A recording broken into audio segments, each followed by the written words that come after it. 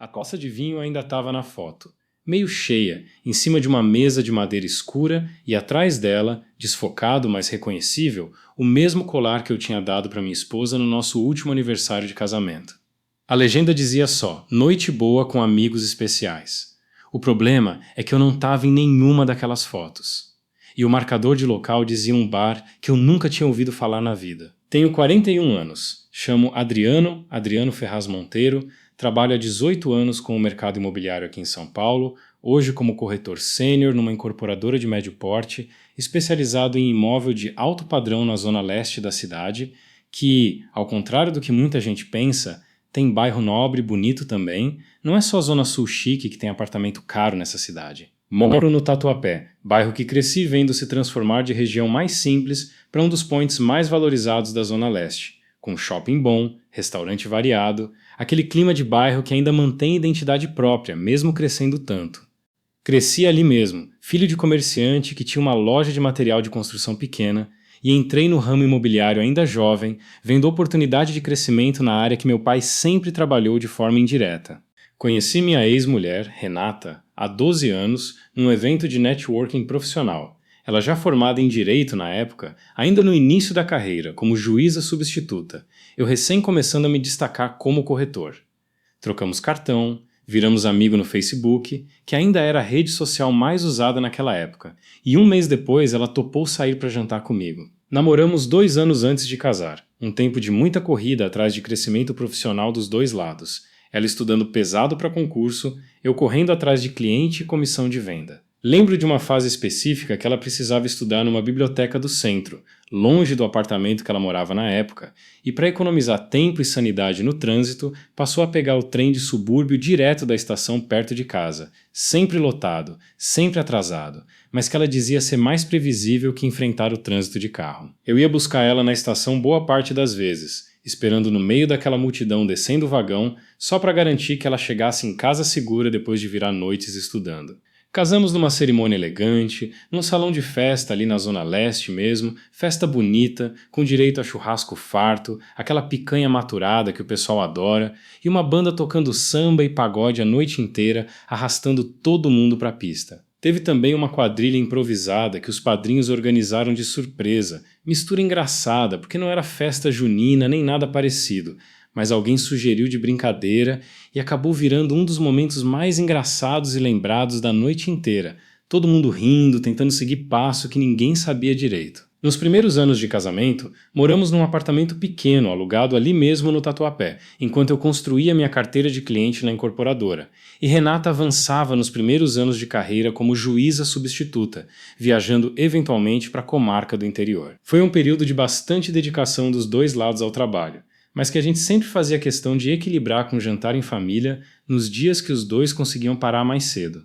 Tivemos um filho, o Enzo, hoje com 9 anos. Não tivemos mais filhos por decisão médica, já que Renata teve complicação séria durante a gravidez, e os médicos recomendaram fortemente não arriscar outra gestação. Decisão que os dois aceitamos com tranquilidade, focando em dar atenção máxima para o Enzo. Teve briga séria entre a gente também, bem antes de qualquer suspeita de traição aparecer. Uns 4 anos atrás, Renata foi promovida para juíza titular numa vara mais movimentada, cargo que exigia dedicação de tempo gigante, viagem eventual para treinamento em Brasília, correição em comarca do interior. Comecei a reclamar bastante da ausência dela em casa, dizendo que ela priorizava a carreira acima da família, discussão que se repetiu diversas vezes ao longo daquele ano, até ela explodir numa conversa, dizendo que eu tinha ciúme doentio do sucesso dela, frase que doeu bastante na hora, mas que, revendo depois com cabeça mais fria, reconheci ter fundo de verdade na crítica, mesmo que a forma como, ela disse, tenha sido dura demais. De uns 2 anos pra cá, a gente passou a frequentar regularmente um bar de esquina ali perto de casa, desses que virou point querido do bairro, ambiente descontraído, música boa ao vivo nos fins de semana, dono do estabelecimento, um cara que vou chamar de Otto, nome fictício aqui para a história, alemão que veio para o Brasil ainda jovem, casou aqui, ficou e construiu aquele bar do zero ao longo de quase 15 anos, hoje um dos pontos mais queridos da região, Conhecido também por uma coleção de vinil impressionante que ele mantinha atrás do balcão, tocando disco raro em toca-discos antigo enquanto o cliente bebia cerveja artesanal, virando quase atração à parte do próprio estabelecimento. Otto tinha um jeito carismático inconfundível, sempre contando história de disco raro que conseguiu garimpar em feira de antiguidade, ou de show antigo que assistiu ainda jovem na Alemanha, misturando sotaque carregado com gíria brasileira que ele foi pegando ao longo dos anos, morando aqui, resultado engraçado que sempre rendia risada boa entre os clientes fiéis do bar. Os primeiros sinais eu ignorei quase completamente, porque estava focado num projeto grande de lançamento imobiliário que consumia praticamente todo o meu tempo disponível naquele período, viajando até para outras cidades, acompanhando stand de vendas de empreendimento em fase de pré-lançamento. Percebi que Renata começou a ir mais vezes sozinha no bar do Otto, sem mim, alegando descontração depois de audiência puxada, coisa que fazia sentido considerando a pressão gigante do trabalho dela. Notei também que ela passou a comentar mais sobre Otto em conversa de jantar,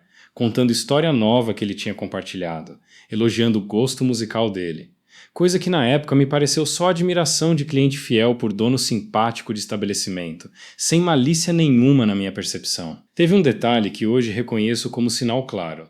Ela ganhou de presente, numa dessas idas sozinha ao bar, um vinil raro de uma banda que ela sempre gostou, disco importado, difícil de achar, e quando perguntei de onde tinha vindo aquilo, ela disse que comprou numa feira, resposta vaga que eu aceitei na hora sem questionar detalhe nenhum além disso. A descoberta de verdade veio de um jeito completamente inesperado, através de uma rede social, mas não do jeito clássico de mensagem privada ou notificação de celular dela. Veio através do perfil de um amigo em comum, o Bruno, que também frequenta o mesmo bairro e curte fotografar ambiente de bar e balada para postar depois, hobby dele há anos, sempre com aquela estética meio profissional, boa iluminação, enquadramento caprichado. Um domingo de manhã, rolando o feed enquanto tomava café, vi que Bruno tinha postado um álbum inteiro de fotos de uma noite de sexta-feira anterior no próprio bar do Otto, evento especial que ele tinha ido cobrir porque o bar completava aniversário de fundação, festa maior que o normal, com show ao vivo de banda cover famosa da cidade. Fui passando as fotos, reconhecendo gente do bairro, cliente habitual, até bater o olho numa foto específica que mostrava uma mesa reservada mais afastada do movimento principal, iluminação mais baixa, ambiente claramente mais íntimo. Na mesa, uma taça de vinho meio cheia e atrás dela, parcialmente cortada pelo enquadramento da foto, uma mulher usando um colar que eu reconheci na hora, porque tinha sido eu mesmo que escolhi aquela peça específica numa joalheria, presente de aniversário de casamento que dei para Renata fazia menos de um ano. O rosto da mulher estava cortado pela borda da foto, mas o colar, o corte de cabelo, o jeito da mão segurando a taça, tudo aquilo batia de forma incômoda demais com a minha própria esposa.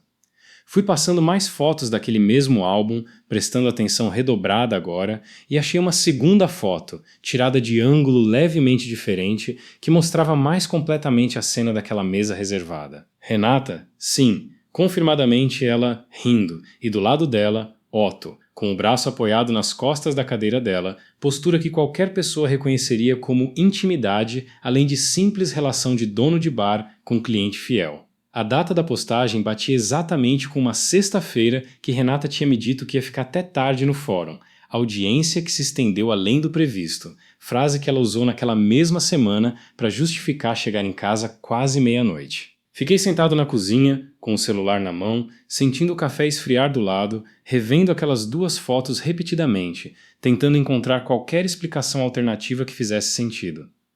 Não encontrei nenhuma que se sustentasse direito diante da combinação de detalhe. O colar específico, o horário que batia com a mentira contada, a postura física entre os dois na foto. Fiquei ali parado um tempo longo, ouvindo o barulho comum de domingo de manhã, vindo da rua lá embaixo, alguém passando de bicicleta, o sino distante de uma igreja próxima chamando para missa, tudo aquilo tão normal ao redor enquanto minha vida inteira parecia estar desmoronando silenciosamente por dentro daquela cozinha. Enzo apareceu correndo, ainda de pijama, pedindo para eu fazer panqueca, do jeito que a gente sempre fazia aos domingos.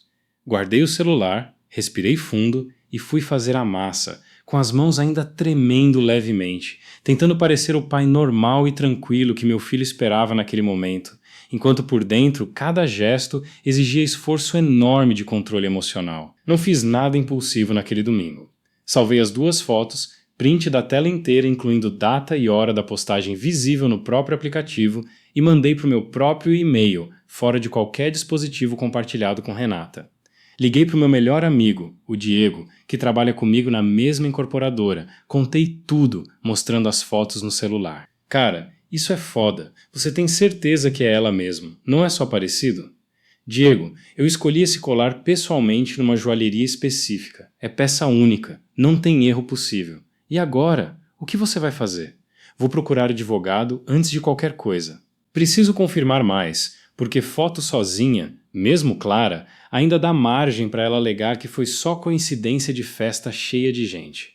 Fui atrás de um advogado especializado em direito de família, indicado por um colega de trabalho que também tinha passado por situação parecida. Levei as fotos, expliquei toda a situação, e ele confirmou que, embora fosse prova relevante, era prudente reunir mais elemento antes de qualquer confronto formal, sugerindo inclusive contratar investigador particular por um período curto para confirmar padrão de comportamento, já que Renata, sendo juíza, tinha familiaridade grande com o processo judicial e podia contestar prova insuficiente com facilidade, técnica que a maioria das pessoas não teria.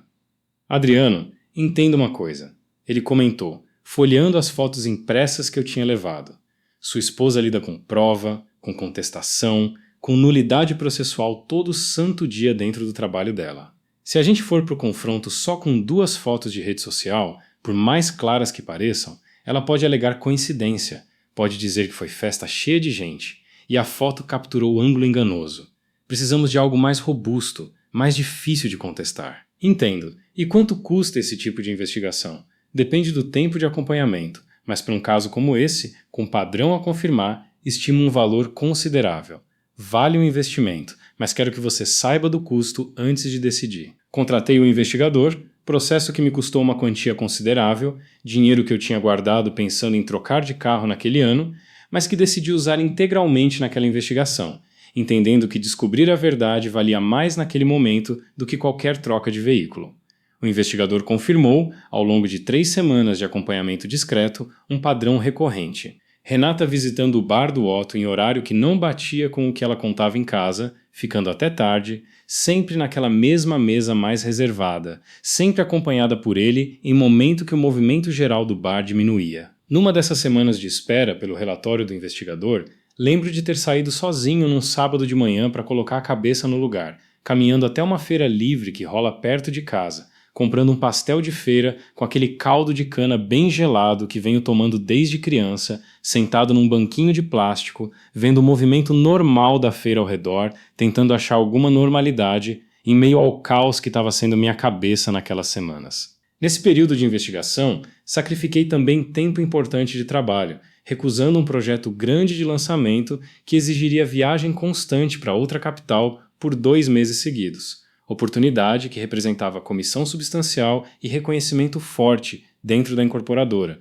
porque sabia que precisava estar fisicamente presente em São Paulo para acompanhar de perto o desenvolvimento da investigação e também para manter rotina normal com Enzo, sem levantar suspeita nenhuma da minha parte enquanto reunia prova suficiente. Aquela recusa gerou atrito considerável com meu diretor comercial, que ficou visivelmente incomodado por eu abrir mão de oportunidade daquele tamanho sem justificativa clara que eu pudesse compartilhar na época. E senti, nos meses seguintes, um distanciamento profissional real que talvez tenha custado avanço de carreira que eu levaria tempo para recuperar depois. Passadas as 3 semanas de investigação, com tudo documentado, processo de divórcio já formalizado silenciosamente pelo meu advogado, decidi confrontar. Escolhi um sábado à tarde, com Enzo na casa dos meus pais, sentados na sala de casa. Renata, preciso conversar com você. Fala, Adriano. Quem é Otto para você? Vi o rosto dela mudar completamente. Aquela expressão de quem, mesmo acostumada a lidar com situação de pressão dentro do tribunal, ficou visivelmente pega de surpresa fora daquele ambiente controlado. Otto é o dono do bar que a gente frequenta. Adriano, por que a pergunta? Vi as fotos do aniversário do bar. Renata. O colar que eu te dei, a mesa reservada, o braço dele nas suas costas. E tem o relatório de investigador confirmando o padrão de encontro há semanas, sempre em horário que você me disse está em audiência que se estendeu. Já protocolei o divórcio. Ela ficou muda por uns segundos, calculando, provavelmente, o tamanho real do que eu já sabia. Você contratou um investigador para me seguir? Contratei, sim.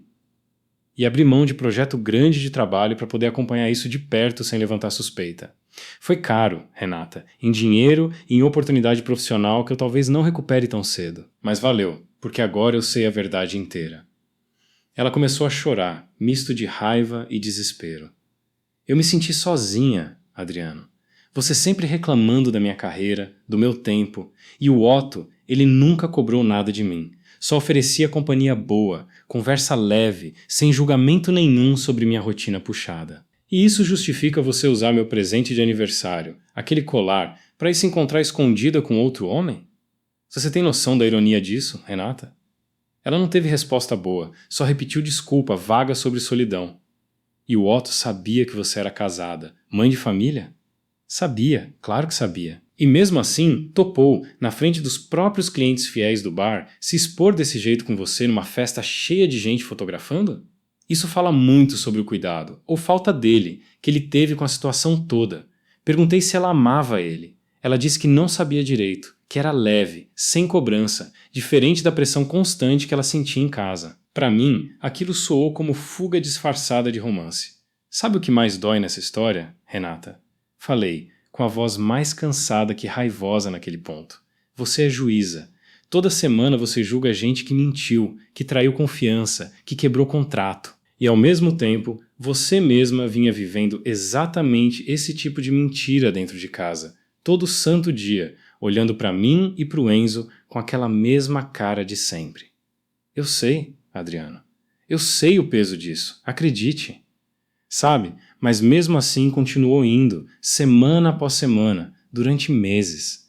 Ela baixou a cabeça, sem argumento para rebater aquilo. Falei que a decisão já estava tomada, processo protocolado, prova documentada e reforçada por investigação profissional. Nos meses seguintes, o processo correu com relativa agilidade, porque a prova reunida era robusta, incluindo o relatório formal de investigador licenciado que tem peso jurídico reconhecido. Fiquei com a guarda principal de Enzo, considerando também que Renata, ironicamente, teve dificuldade em contestar prova bem documentada, já que ela mesma, como juíza, sabia perfeitamente o peso daquele tipo de material apresentado formalmente. O escândalo, porém, não ficou restrito só ao âmbito familiar. Como Renata era figura pública dentro do meio jurídico da cidade, a notícia do processo, incluindo boatos sobre a natureza da traição envolvendo o dono de um bar conhecido da região, correu rápido entre colegas magistrados e advogados que atuavam na mesma vara. Fiquei sabendo, através do próprio Diego, que tinha um amigo advogado atuando naquele fórum,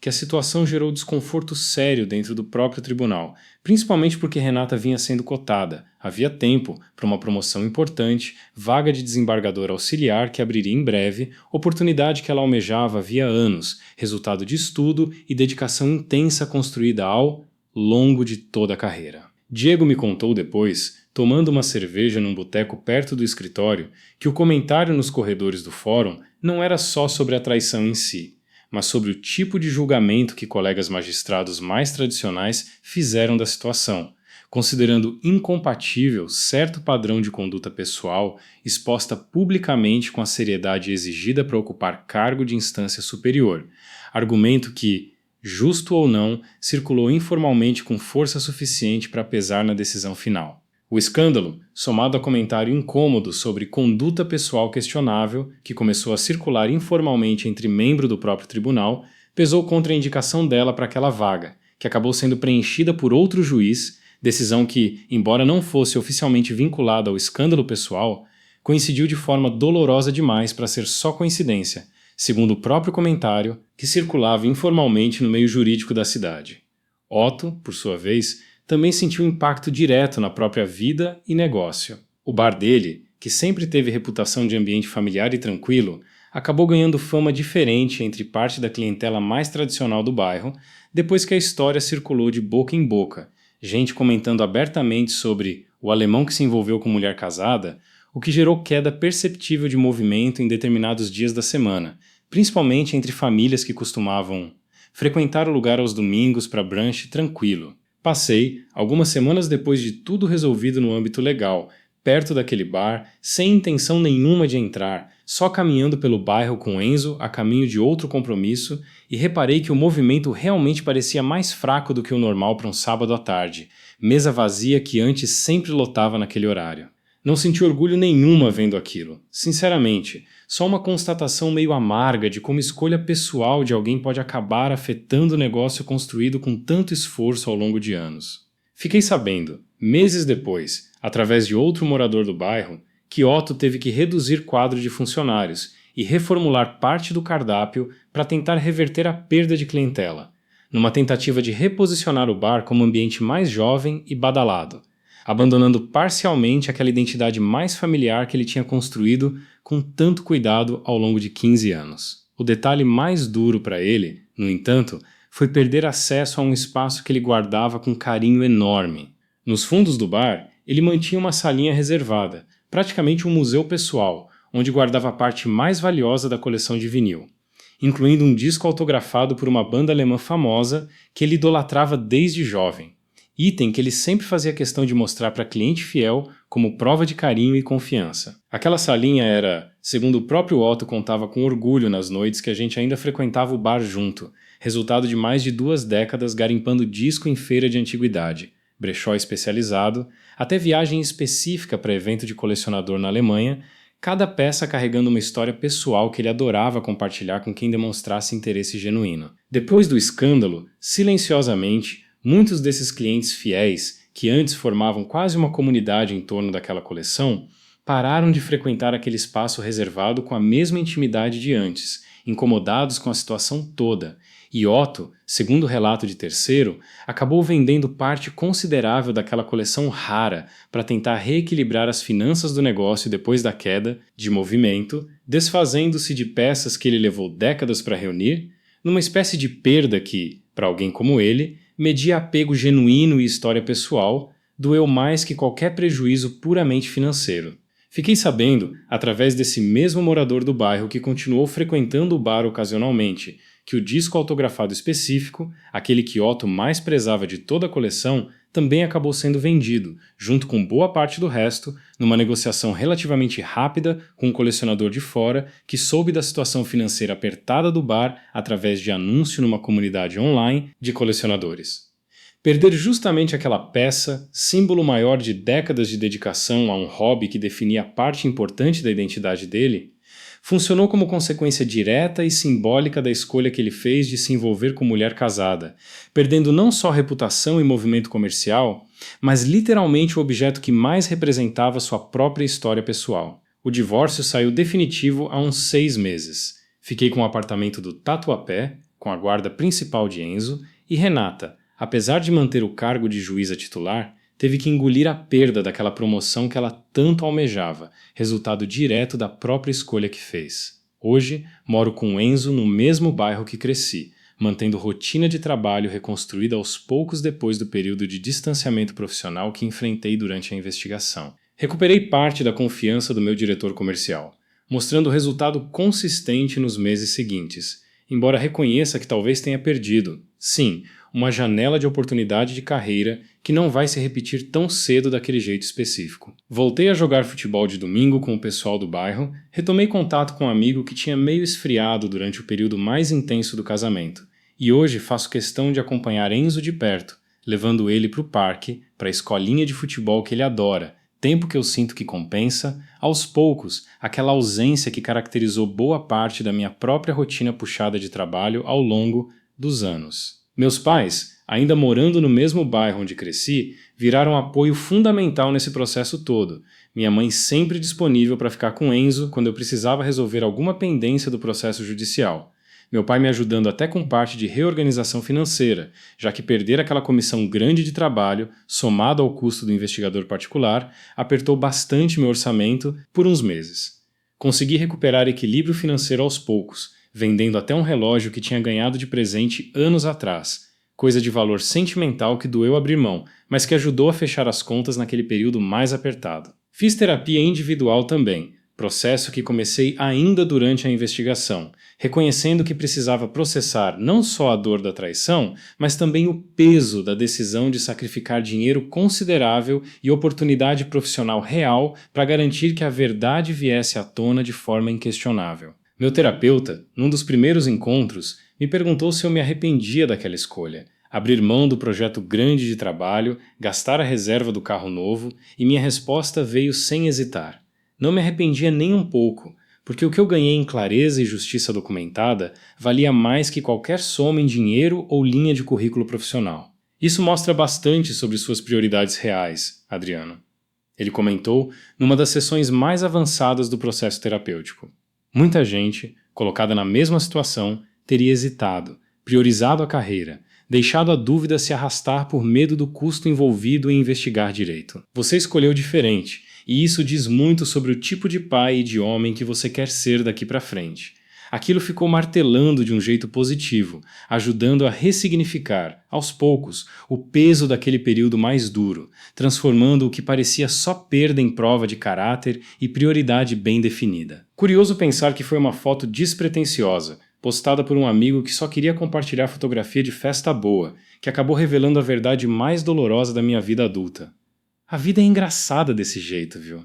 Às vezes a resposta que a gente procura está literalmente no feed de rede social de alguém que nem imagina o peso que aquele registro casual carrega. Hoje, sentado na varanda do apartamento, ouvindo o barulho comum de sexta-feira à noite, subindo da rua, aquele movimento típico de bairro vivo como o Tatuapé sempre foi, com Enzo já dormindo no quarto ao lado, sinto que reconstruí não só minha vida financeira e legal, mas também um pedaço de dignidade que parecia perdido naquele domingo de manhã que vi a primeira foto na tela do celular. Perdi dinheiro guardado para o carro novo, perdi janela de oportunidade profissional que talvez não volte, mas ganhei clareza. Ganhei justiça documentada de forma sólida e ganhei, principalmente, a certeza tranquila de ter feito o possível para proteger meu filho e minha própria dignidade durante o processo mais difícil que já enfrentei. Enzo, aliás, sabe apenas uma versão simplificada de tudo isso, apropriada para a idade dele, que papai e mamãe decidiram morar separados porque as coisas não estavam dando certo mais. Explicação que a psicóloga infantil recomendou, sem entrar em detalhe nenhum sobre traição ou processo judicial. Ele parece lidar bem com a rotina nova, alternando semana entre as duas casas. E sempre que me pergunta se um dia a gente vai voltar a morar junto, respondo com carinho que às vezes as coisas mudam, mas que o amor de pai e mãe por ele nunca muda. Resposta simples que parece confortar ele o suficiente para a idade que tem agora. Domingo passado, levei ele até a feira perto de casa. Comprei pastel com caldo de cana de novo, dessa vez sem aquele peso enorme no peito que carregava da primeira vez que fiz esse mesmo passeio sozinho, ainda no meio da investigação. Vendo Enzo, rindo, comendo pastel com molho, escorrendo pela mão, senti que finalmente cheguei num lugar de paz genuína depois de todo aquele período turbulento, pronto para seguir construindo, com calma e sem pressa, a próxima fase da nossa vida juntos. Diego me chamou para sair essa semana, tomar uma cerveja depois do expediente, comemorar um contrato novo que fechei, o primeiro de porte considerável desde que recuperei parte da confiança do meu diretor comercial. Brindamos, ele batendo o copo no meu, dizendo: "Viu, cara, as coisas voltam pro eixo quando a gente age com integridade." Frase meio clichê, mas que, vinda dele, que acompanhou cada passo difícil daquele período inteiro, carregou peso de verdade genuína, sem exagero nenhum de discurso motivacional vazio. Fecho esse relato pensando que verdade tem um jeito estranho de aparecer quando menos se espera, escondida numa foto despretensiosa de festa, esperando só alguém disposto a pagar o preço de encarar ela de frente, por mais caro que esse preço realmente pareça na hora certa em que aparece na nossa vida. Para mim, valeu cada centavo, cada oportunidade perdida, cada noite mal dormida daquele período inteiro, porque no fim das contas, o que sobrou foi minha própria integridade intacta, e isso, para mim hoje, vale muito mais do que qualquer comissão de venda ou promoção de carreira que eu tenha deixado escapar pelo caminho até aqui.